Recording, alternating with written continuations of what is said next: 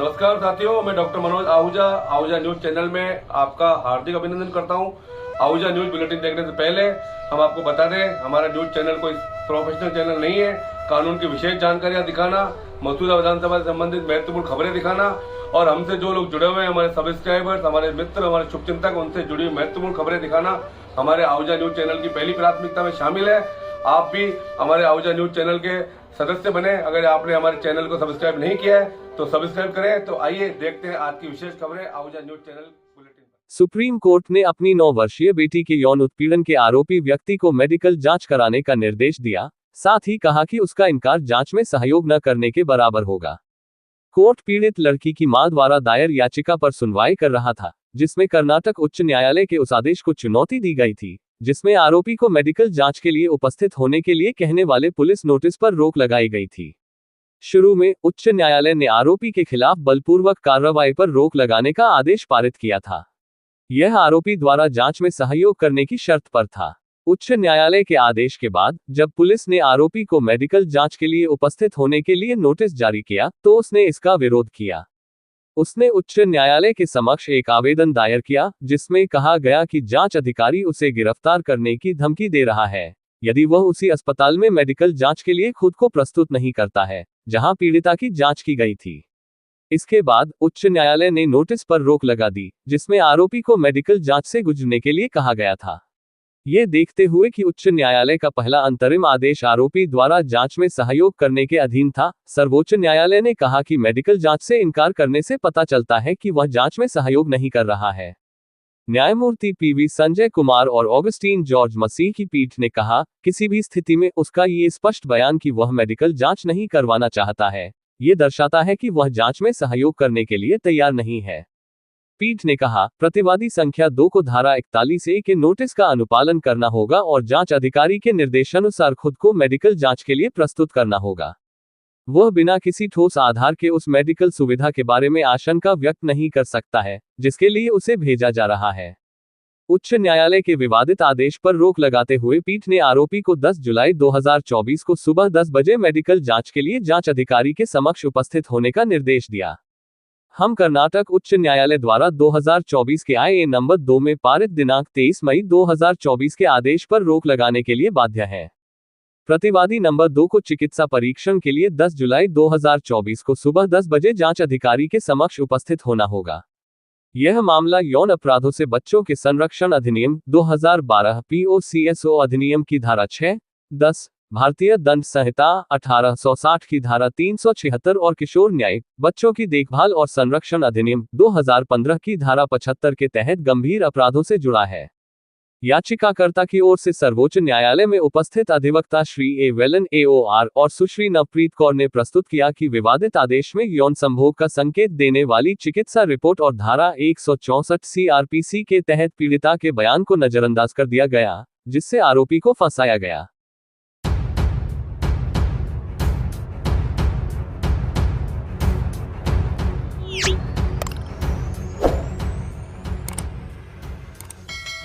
राजस्थान राज्य विधिक सेवा प्राधिकरण जयपुर के निर्देशानुसार दिनांक 13 जुलाई को आयोजित होने वाली द्वितीय राष्ट्रीय लोक अदालत के क्रम में तालुका विधिक सेवा समिति केकड़ी द्वारा शुक्रवार 28 जून को अध्यक्ष तालुका विधिक सेवा समिति केकड़ी एवं अपर जिला एवं सेशन न्यायाधीश संख्या 2 केकड़ी श्रीमान प्रवीण कुमार वर्मा ने बैंकिंग व वित्तीय संस्थानों के ऋण वसूली के लंबित मामलों व प्री लिटिगेशन प्रकरणों में प्री काउंसलिंग को लेकर बैंकिंग व वित्तीय संस्थानों के प्रतिनिधियों के साथ बैठक की।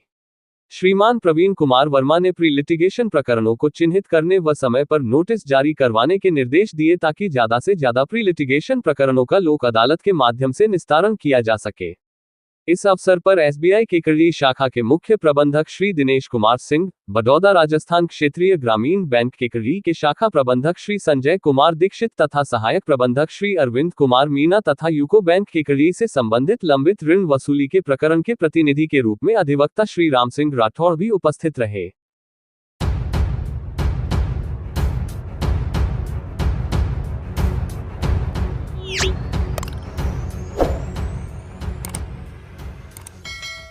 सेशन कोर्ट अजमेर की चेक अनादरण मामलों की सुनवाई करने वाली विशेष कोर्ट ने शुक्रवार को 2 लाख रुपए के चेक अनादरण के आरोपी को दोषमुक्त करने के आदेश पारित किए हैं।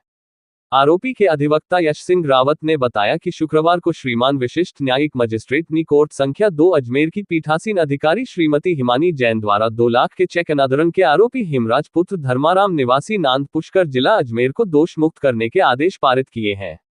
रावत ने बताया कि परिवाद के अनुसार परिवादी का ईंटों का भट्टा है तथा अभियुक्त लेबर का ठेकेदार है और इसी कारण सन 2013 में परिवादी ने अभियुक्त हेमराज को 2 लाख रुपए की राशि उधार दी गई तथा उसके बदले एक चेक दिया गया और चेक जब बैंक में समाशोधन के लिए लगाया गया तो चेक बाउंस हो गया और 138 का परिवाद न्यायालय में पेश किया गया।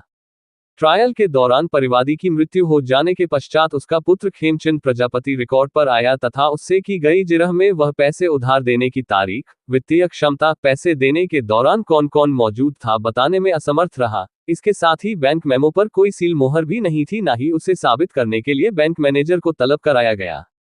अभियुक्त लेबर का ठेकेदार हो ऐसा कोई तथ्य परिवाद में नहीं आया जिससे प्रकरण में गंभीर विरोधाभास कथन किया जो परिवादी की साक्ष्य में गंभीर विरोधाभास पैदा करती है। अभियुक्त के अधिवक्ता यश रावत ने दौरान बहस उपरोक्त तथ्य प्रस्तुत किए जिससे सहमत होकर न्यायाधीश ने आरोपी को दोषमुक्त करने के आदेश पारित किए।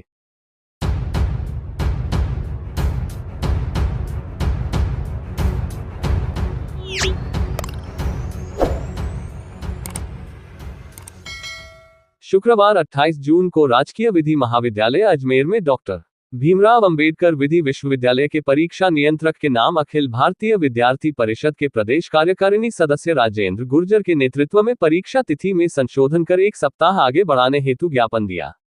प्रदेश कार्यकारिणी सदस्य और महानगर सहमंत्री राजेंद्र बंटी गुर्जर ने बताया कि 27 जून 2024 को एलएलबी का परीक्षा टाइम टेबल जारी किया गया जिसमें से 11 से 15 जुलाई के बीच CHSL 10-2 व महिला सुपरवाइजर की परीक्षा का आयोजन भी होना है। अतः जो छात्र इन परीक्षा से शामिल होना चाहते हैं वह एलएलबी की परीक्षा में शामिल नहीं हो पा रहे, इसलिए विश्वविद्यालय प्रशासन से निवेदन है कि एलएलबी की परीक्षा तिथि 1 सप्ताह तक बढ़कर 18 जुलाई से प्रारंभ की जाए, अन्यथा विद्यार्थी परिषद उग्र प्रदर्शन व आंदोलन करेगी जिसकी संपूर्ण जिम्मेदारी विश्वविद्यालय प्रशासन की होगी।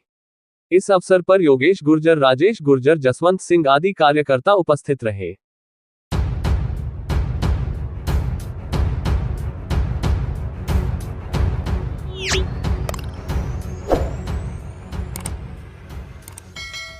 सेशन कोर्ट अजमेर के अधिवक्ता महेंद्र भाटी के सुपुत्र हर्षित भाटी का NLU बेंगलो में चयन हुआ है।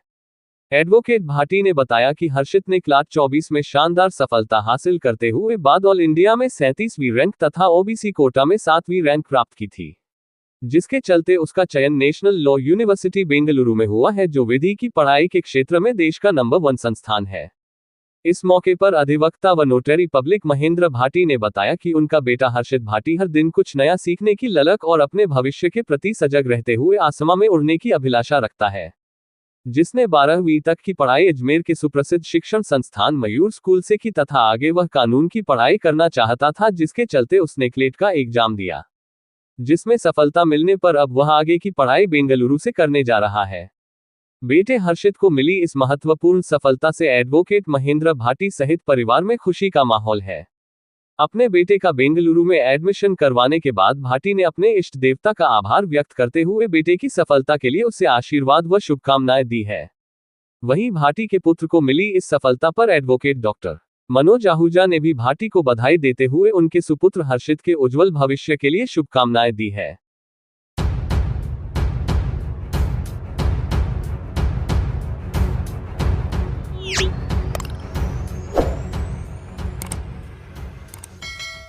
सरवाड़ पंचायत समिति सभागार में जनसुनवाई कार्यक्रम आयोजित किया गया। इसमें केकड़ी विधायक शत्रुघ्न गौतम ने विभिन्न विभागों के अधिकारियों के साथ बैठक की। बैठक का मुख्य उद्देश्य समय पर काम करने और आमजन की समस्याओं का शीघ्र समाधान सुनिश्चित करना था।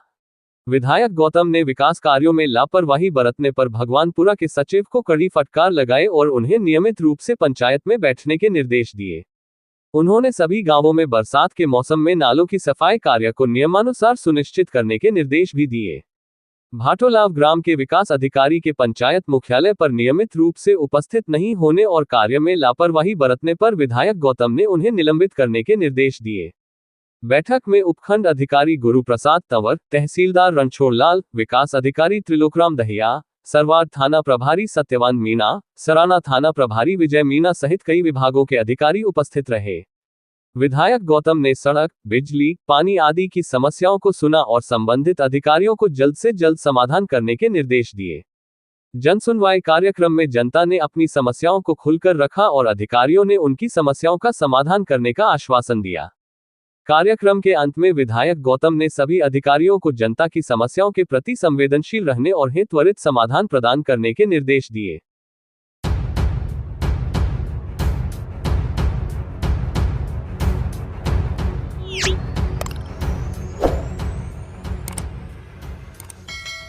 जिला कलेक्टर श्रीमती श्वेता चौहान द्वारा आंगनबाड़ी केंद्र सदारा 2 का निरीक्षण किया गया।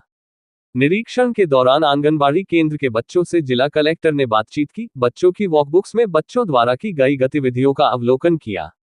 खेल के माध्यम से बच्चों को दी जाने वाली गतिविधियों का अवलोकन किया। आंगनबाड़ी के बनाए गए गर्म पोषाहार को चख कर जांचा गया। विभिन्न प्रकार के पोषाहार की गुणवत्ता भी जांची। पोषाहार की गुणवत्ता सही पाई गई। महिलाओं को आंगनबाड़ी केंद्र पर दिए जाने वाले सैनिटरी नैपकिन की जांच की गई। लाभार्थी महिलाओं से सैनिटरी नैपकिन की गुणवत्ता, वितरण के बारे में जानकारी ली गई। समेकित बाल विकास विभाग के उपनिदेशक श्री जगदीश प्रसाद ने बताया कि जिला कलेक्टर द्वारा आंगनबाड़ी केंद्र से संबंधित रिकॉर्ड की जांच की गई। आंगनबाड़ी पोषण ट्रैकर ऐप के ऑनलाइन एंट्री के बारे में आंगनबाड़ी कार्यकर्ता द्वारा जानकारी ली गई। लाभार्थियों का आधार और मोबाइल नंबर सत्यापन कर सर्वे करना, पोषाहार वितरण, टीकाकरण, वृद्धि निगरानी, स्टॉक इंद्राज, गृह भ्रमण आदि के बारे में ऑनलाइन और ऑफलाइन रिकॉर्ड की जांच की गई। उन्होंने बताया कि कार्यकर्ता को निर्देशित किया गया कि सभी बच्चों के सही हाइट और वजन लेकर पोषण ट्रैकर पर इंद्राज करें, साथ ही महिलाओं को सैनिटरी नैपकिन के उपयोग के बारे में जानकारी दी जावे और उन्हें उनका कैसे डिस्पोजल किया जाना है के लिए समझाए।